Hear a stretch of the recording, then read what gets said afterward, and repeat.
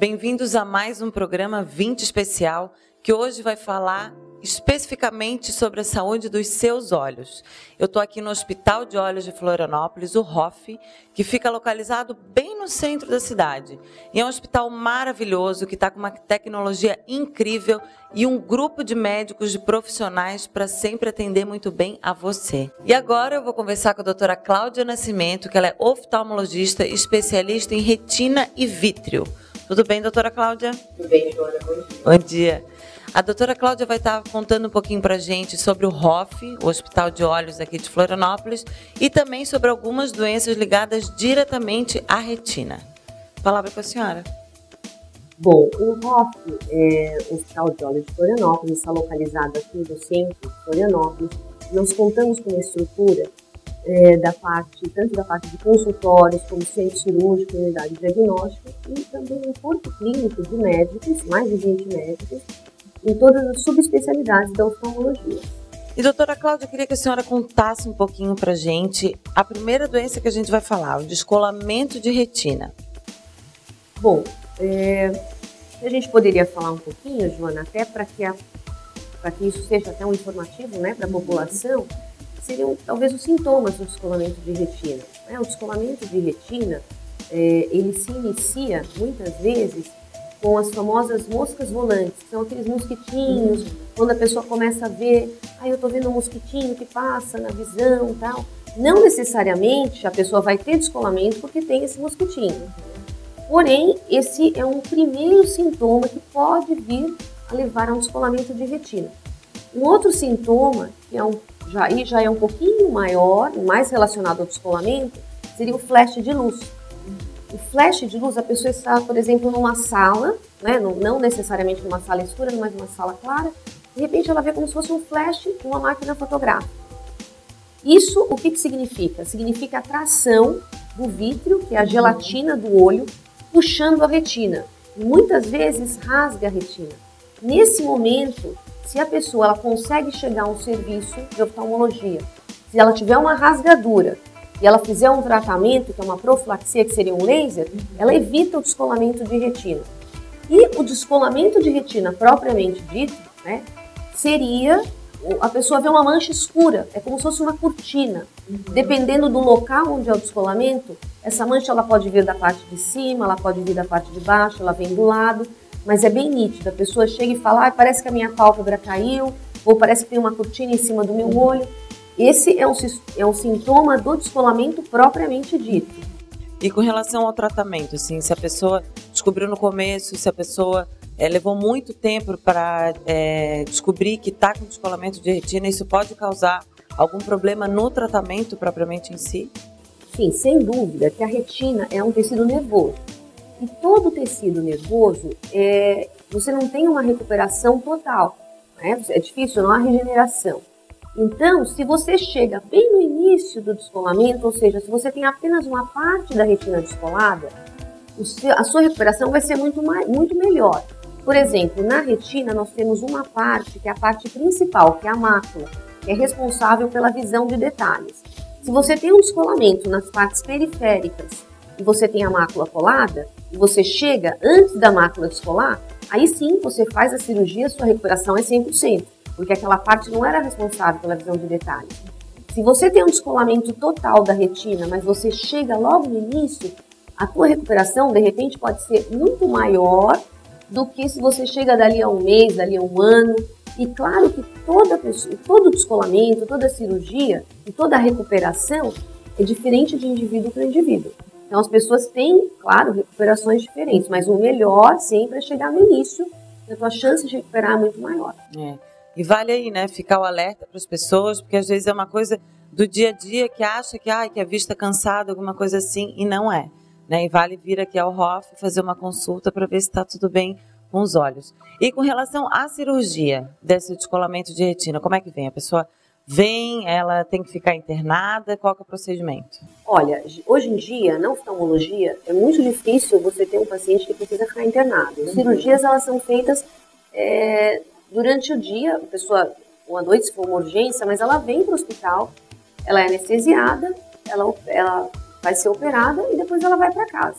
E volta no dia seguinte para para fazer o pós-operatório. E o processo é cirúrgico, né? Acho que você perguntou, não sei se eu cheguei a respondê-la, mas o descolamento de retina é cirúrgico, né? Não existe um tratamento clínico, um colírio, um medicamento do descolamento de retina. E agora eu gostaria que a senhora falasse um pouquinho sobre a degeneração macular. Bom, a degeneração macular relacionada à idade, ela é uma doença genética e ela também é afetada por fatores ambientais.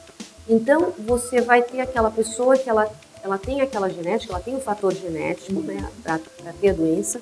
Porém, se ela é uma pessoa que é um fumante, é uma pessoa que come poucas frutas e verduras, é uma pessoa que está muito exposta ao sol, esses 3 fatores, eles vão influenciar negativamente para que a pessoa tenha a doença. E se a pessoa, ela na verdade não fuma, come muita fruta, muita verdura, protege os olhos do sol, ela até pode ter a doença, porém esses fatores que estariam somando, eles estão na verdade ajudando, então ela pode ter a doença de uma forma mais branda. Mas é uma doença multifatorial, ou seja, você tem o fator genético e os ambientais agindo para que o paciente tenha a doença. E a degeneração macular, ela ocorre também na retina, claro, e você tem, como eu falei para você, da mácula, que é a parte principal, ela ocorre justamente na parte principal da retina, que é a mácula, onde você tem as camadas, né, da retina, porém, embaixo da retina começa a se formar vasos, começa a se formar estruturas que não deveriam estar ali. E aí elas prejudicam a visão. Não se consegue formar a visão. O estímulo luminoso, quando ele chega na mácula, ele não consegue se formar, não consegue ser transmitido para o cérebro. Por isso a pessoa começa a ter uma visão tortuosa. Os primeiros sintomas são, ela olha um poste, ela vê o poste torto, ela vê uma linha, ela começa a ver a linha torta. Depois ela começa, conforme vão se passando os estágios, ela começa a ver uma mancha escura no centro, né? Tudo isso eu estou te falando da degeneração macular exudativa, porque tem 2. Tem a seca, né, que é uma degeneração macular que ela é mais cicatricial, e tem a exudativa que ela evolui rapidamente. E hoje em dia tem tratamento, que existe o tratamento, para exudativa. Bom, o tratamento para degeneração macular relacionada à idade, né, na forma exudativa, ele consiste de aplicações dentro do olho de um medicamento que ele é anti-angiogênico. Aí para tentar traduzir, né, é um medicamento que vai fazer com que aquelas estruturas que cresceram embaixo da retina, com que elas sequem. Então essas estruturas elas vão desaparecer, vão fazer com que a retina ela volte novamente para o seu lugar, para que possa passar o estímulo luminoso. Porém, esse tratamento não é a cura. É uma doença, é um controle da doença. Porque para que a gente tenha um dia a cura da degeneração macular, nós precisaríamos agir no fator genético, para a gente conseguir excluir o gene. Porque o gene é como se fosse um botãozinho ali no organismo da gente. Ele está ligado, né? Como se esses fatores ambientais ligassem esse botãozinho. Então você tem aquela pessoa que tem aquele problema e você vai lá e o medicamento ele tira o problema.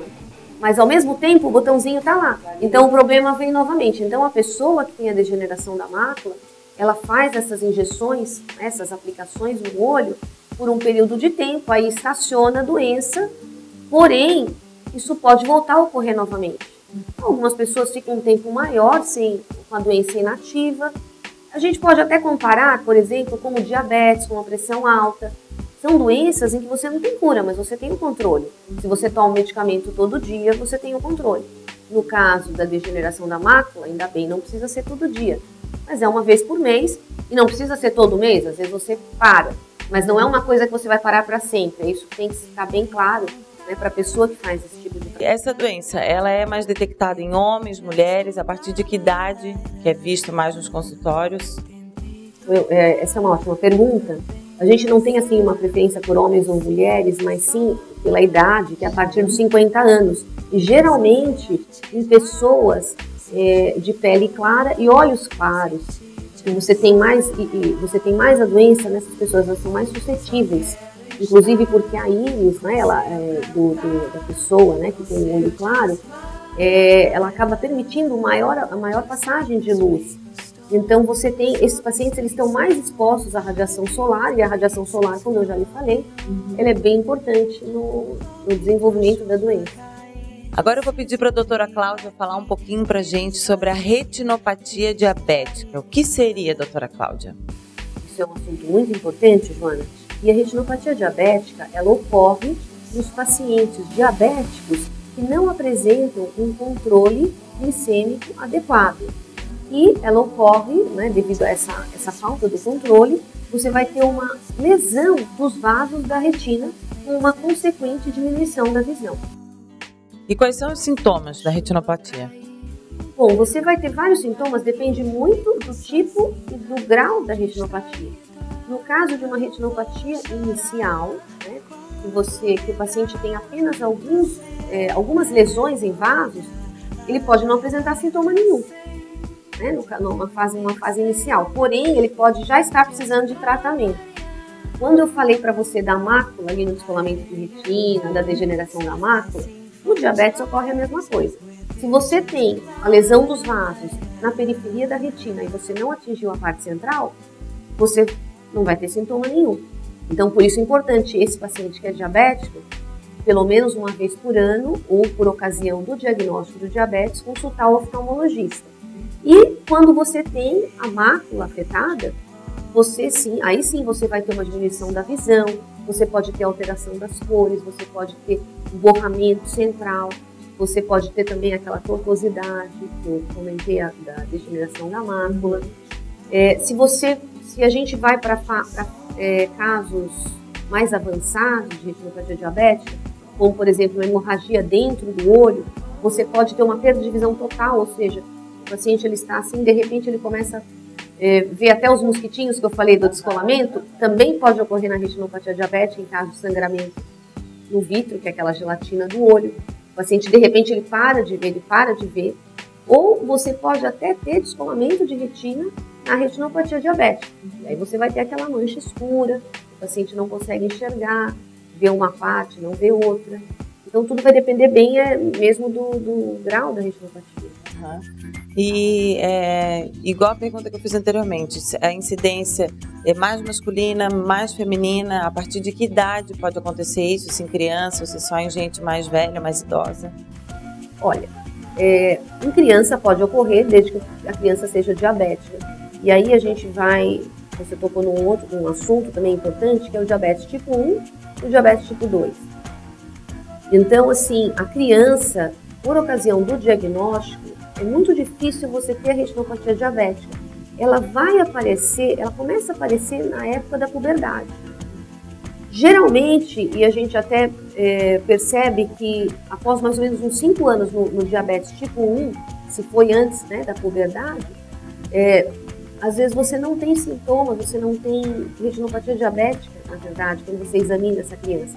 Mas é muito importante na época da puberdade que essa criança seja examinada, né, e para que haja uma prevenção. E tudo no diabetes é muito importante a prevenção. Então, por ocasião do diagnóstico, tanto de diabetes tipo 1, diabetes tipo 2, é importante que se faça um exame oftalmológico. E com relação ao tipo 2, são pacientes mais velhos, né, que podem também apresentar a doença. É muito difícil, por ocasião do diagnóstico, quando a doença se inicia, ela vai aparecer, como eu já lhe falei, que é uma doença que ela está relacionada ao pobre agora. Vou começar tudo de novo. Como é uma doença que está relacionada ao controle inadequado da glicemia, então você vai ter que ter até um tempo para que essa glicemia inadequada se instale no organismo e cause os danos. Então, a idade varia muito do tempo que a pessoa tem o diabetes. Então, você pode ter em crianças, você pode ter em adolescentes, você pode ter mais em adolescentes, criança é muito difícil. Você pode ter em adolescentes, você pode ter numa faixa etária mais velha. Mas no caso aqui, o diabetes não está muito relacionado à idade, e sim mais ao controle da glicemia. E a questão do tratamento, se é um processo cirúrgico que é feito, se é a laser, se é remédio que se toma? Bom, se você pega as fases iniciais da retinopatia diabética, você consegue fazer um tratamento a laser. O laser ainda é o padrão ouro para o tratamento da retinopatia diabética. Se você tem a mácula afetada, que é aquela parte principal, você pode usar o laser também, porém hoje em dia nós estamos usando aqueles medicamentos que a gente usa para degeneração macular, eles também estão sendo utilizados para retinopatia diabética, ou seja, nos casos onde você tem a maculopatia diabética. E é claro, quando você tem hemorragias, quando você tem descolamentos de retina, aí sim o tratamento é cirúrgico. E esse sangramento, esse descolamento, ele pode acontecer de um dia para o outro? A pessoa acordar já com alguma coisa e ter que vir correndo para cá para se tratar? Olha, ele nunca acontece de um dia para o outro, é como eu falei para você. Se ele aconteceu do dia para o outro, é porque a pessoa já tinha mais tempo, ela tinha naquela parte periférica, ela não percebeu, não fez o controle, não fez a profilaxia de ir ao médico, de tentar se cuidar. E aí, claro, acontece de um dia para o outro. Né? Ela pode ter um vaso que pode sangrar, ela estava bem, no dia seguinte ela tem esse vaso e sangrar e ela tem que vir para o hospital, né, para fazer um tratamento. Aí não necessariamente ela vai precisar fazer uma cirurgia de um dia para o outro, vai depender de cada caso. Então, gente, essas foram as maravilhosas dicas aí da doutora Cláudia Nascimento. Muito obrigada, doutora Cláudia, pela sua participação no nosso programa. Eu te agradeço pelo convite. É isso aí. As dicas foram muito boas e vale a pena, gente, a gente ficar de olho no nosso olho, na nossa saúde, para de repente estar prevenindo algumas doenças que são facilmente tratáveis, né, indolores, porque hoje em dia a medicina, graças a Deus, está super avançada. Eu dizer, é só um procedimentozinho que vem, faz e resolve tudo, mas é preciso que você fique atento à saúde dos seus olhos.